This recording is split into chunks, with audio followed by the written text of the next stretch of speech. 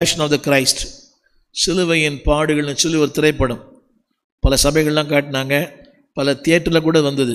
Fashion of Christ அதை பார்த்த எல்லாருமே அழுதார்கள், ஏங்கினார்கள், அவர்கள் பெருமூச்சு விட்டார்கள். நல்லா கவனிக்க வேண்டும்.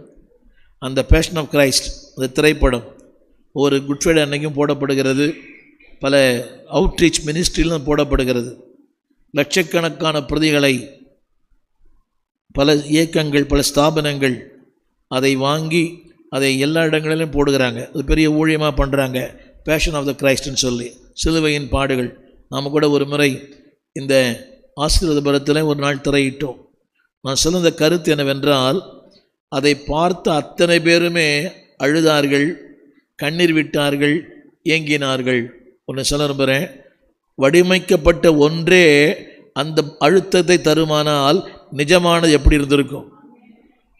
புரியுதா உங்களுக்கு? அது ஒரு சித்தரிக்கப்பட்ட ஒன்று.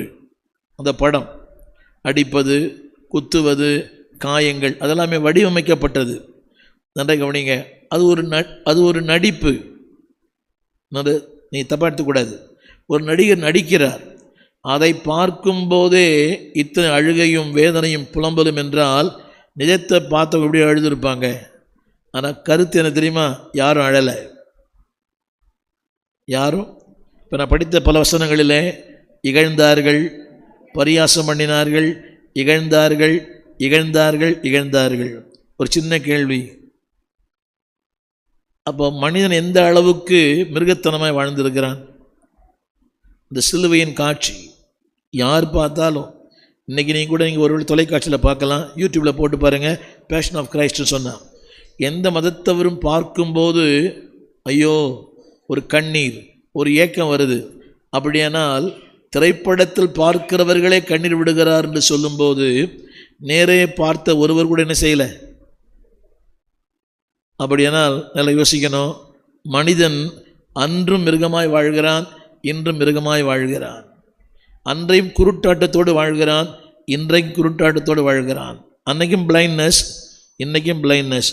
கவனிங்க, அதில் ஒன்று சொல்லி அதில் போட்டிருக்கிறேன். அதாவது வடிவமைக்கப்பட்ட ஒன்றே வேதனையாக இருக்குமானால் உண்மையான ஒன்று எப்படி இருந்திருக்கும்? அந்த படத்தை பார்க்கும்போதே ஒரு அழுகை வருது, ஒரு ஏக்கம் வருது, ஒரு பெருமூச்சு வருது. ஐயோ ஒன்று வேணாம்.